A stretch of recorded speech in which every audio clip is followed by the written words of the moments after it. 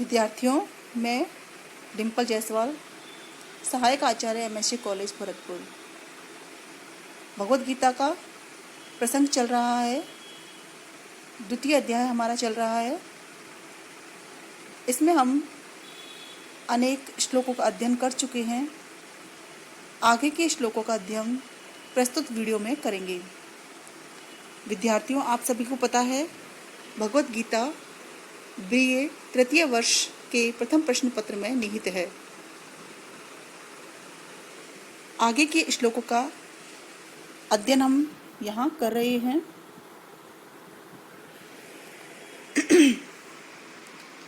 सुख दुखी समीकृत्वा लाभालाभौ जया जयौ ततो युद्धाय युजस्व नैवं पापमवाप्स्यसि। प्रसंग चल रहा था अर्जुन और श्री कृष्ण का संवाद है। श्री कृष्ण अर्जुन को मोह से मुक्त करते हुए उनके विषाद को दूर करने के लिए उद्बोधन दे रहे हैं।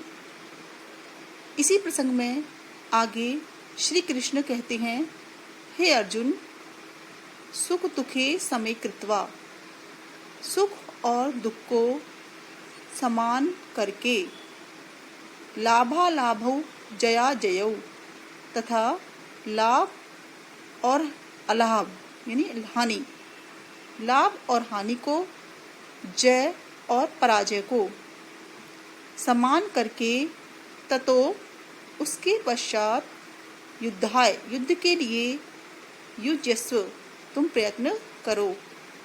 ऐसा करने से ना एवं यानी इस प्रकार से करने से पापम अवाप्स्यसि, हे अर्जुन, तुम पाप को प्राप्त नहीं होंगे।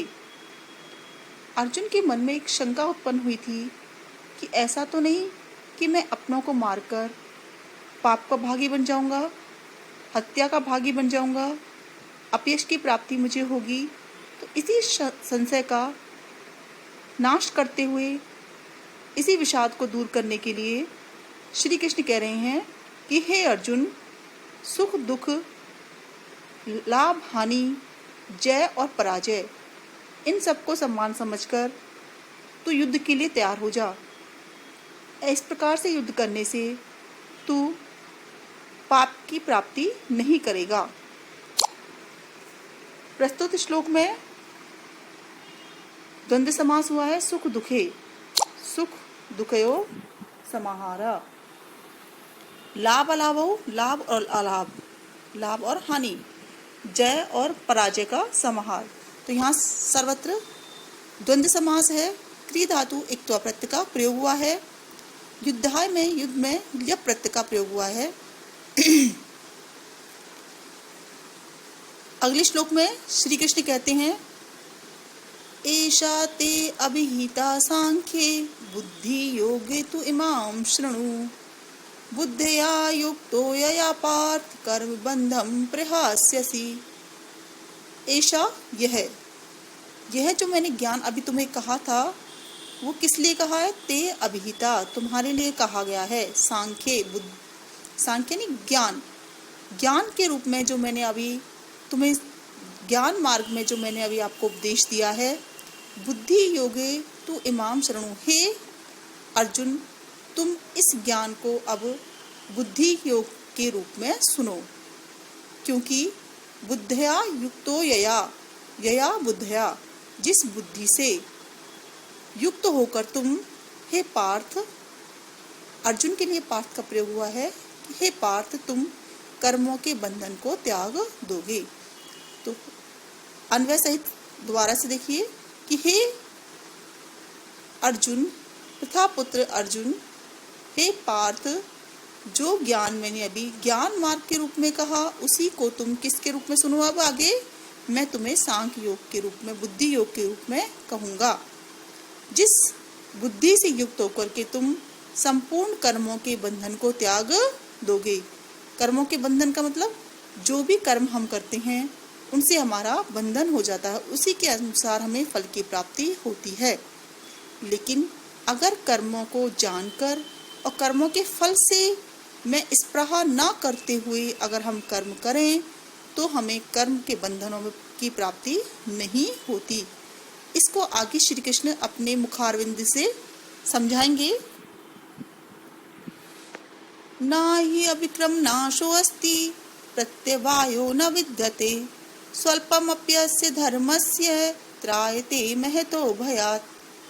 ना ही अविक्रम नाशो अस्ति, यानी इस विषय में, इस बुद्धि योग के विषय में अभिक्रम नाशो न अस्ति, प्रारंभ का नाश नहीं होता। प्रारंभ का नाश नहीं होता का मतलब यह है कि हम इसमें जो प्रयास करते हैं, बुद्धि योग के रूप में हम जो प्रयास करते हैं, उसमें का प्रारंभ करने वालों का कभी भी नाश नहीं होता है।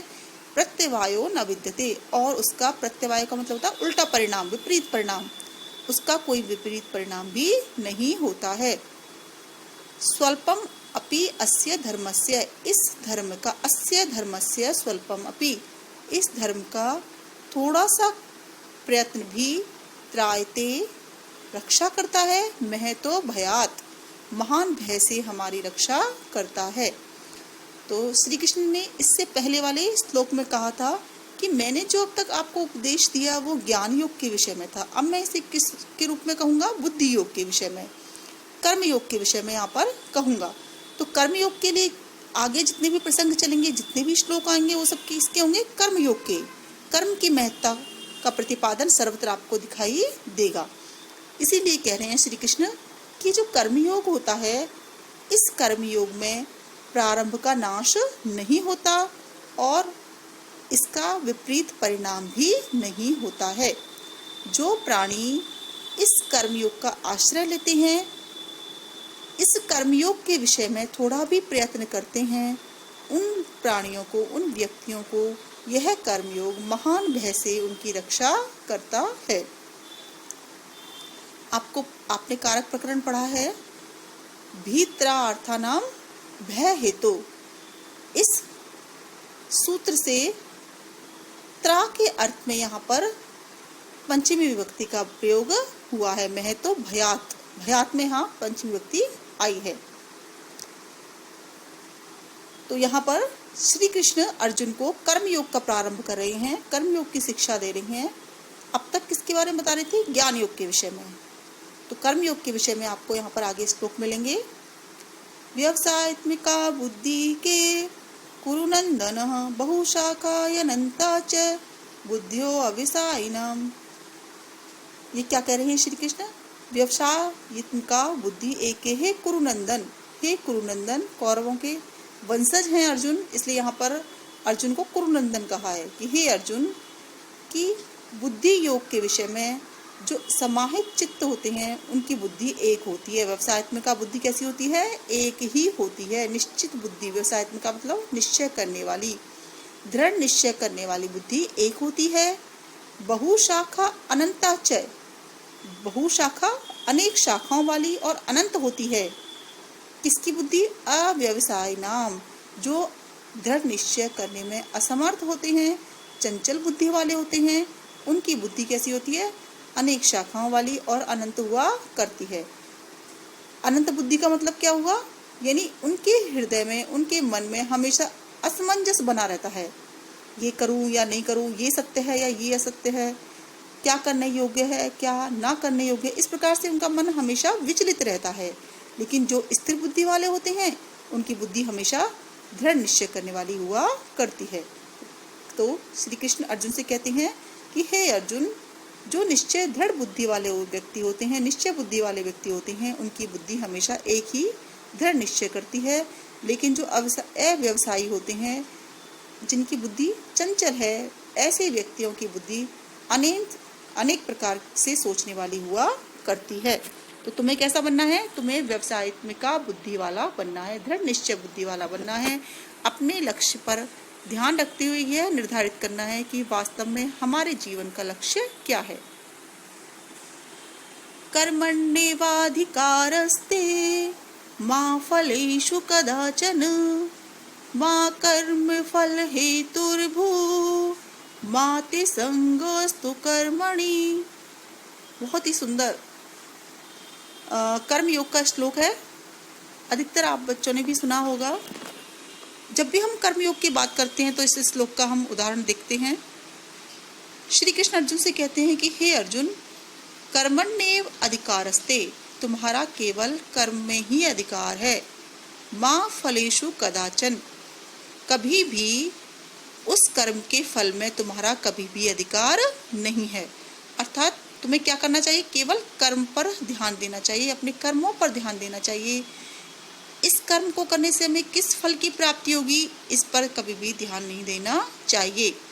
माँ कर्म फल हेतुर्भु, और तुम माँ यानी कि नहीं, कर्म फल हेतु भू, तुम्हें कभी भी कर्म फल का हेतु नहीं बनना चाहिए। माते संगो अस्तु अकर्मणि, और दूसरी ओर क्या कह रहे हैं?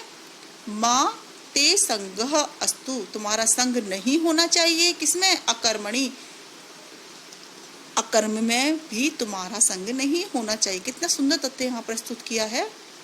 कृष्ण क्या कह रहे हैं कि हे अर्जुन, तुम्हारा अधिकार केवल कर्म करने में होना चाहिए। अब यहाँ पर कर्म का मतलब ये मत ले लेना कि किसी भी प्रकार का कर्म। यहाँ पर कर्म का मतलब है कर्तव्य कर्म, जो उचित कर्म है, श्रेष्ठ कर्म है, उन्हीं को करने में तुम्हारा अधिकार होना चाहिए। कर्मों के फल में कभी भी नहीं होना चाहिए। बहुत ही गूढ़ तथ्य यहाँ प्रस्तुत किया गया है। दूसरी बात क्या है?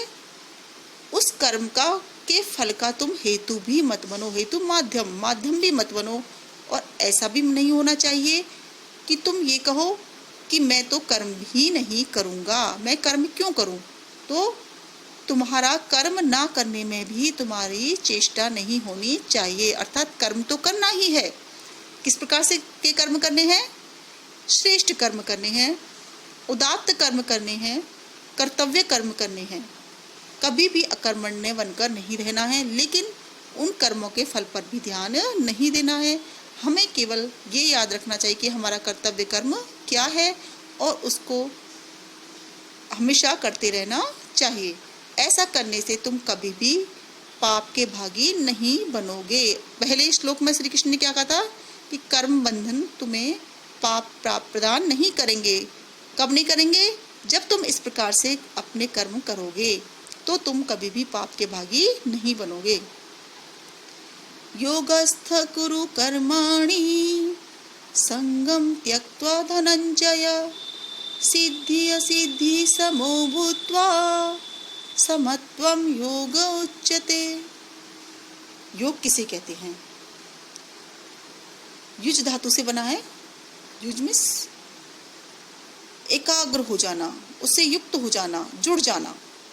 तो योगस्थ कुरु कर्माणि, हे अर्जुन, तुम उस कर्म से एकाकार होकर के कर्म करो। जो भी कार्य आप कर रहे हो उसमें तादात्म्य स्थापित कर लो, उससे एकाकार होकर के तुम कर्म करो। संगम त्यक्त्वा धनंजय है। संगम यानी आसक्ति, आसक्ति को त्यक्त्वा त्याग कर, हे धनंजय, हे अर्जुन, आसक्ति और मोह को त्याग कर तुम्हें कैसे कर्म करने हैं? योग पूर्ण कर्म करने चाहिए। सिद्धि असिद्धि समभूत्वा, जब तुम योगस्थ होकर कर्म करते हो तो तुम्हें कैसा होना चाहिए?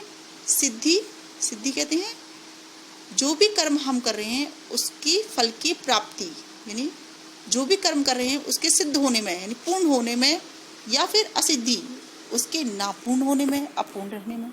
यानी चाहे हमें फल की प्राप्ति हो या ना हो, समो भूत्वा, समान होकर के कर्म करने चाहिए। क्योंकि समत्वम योग उच्यते, समानता की भावना को ही योग कहा गया है। कि जब हम सुख दुख में, सर्दी गर्मी में, मान अपमान, अपने पराये, लाभ हानि, इन सब में समानता का व्यवहार करते हैं, तभी हम योग के अधिकारी बन सकते हैं।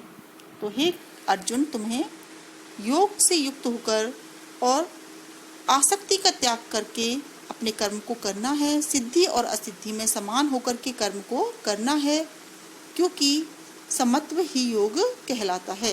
योग की परिभाषा यहाँ पर दी गई है। किसे कहते हैं योग? समत्वम योग उच्यते, समभाव ही योग कहलाता है। तो इस प्रकार से श्री कृष्ण अर्जुन को निष्काम कर्म की प्रेरणा दे रहे हैं, साथ ही योग का सुंदर रूप यहाँ पर उन्हें समझा रहे हैं। धन्यवाद।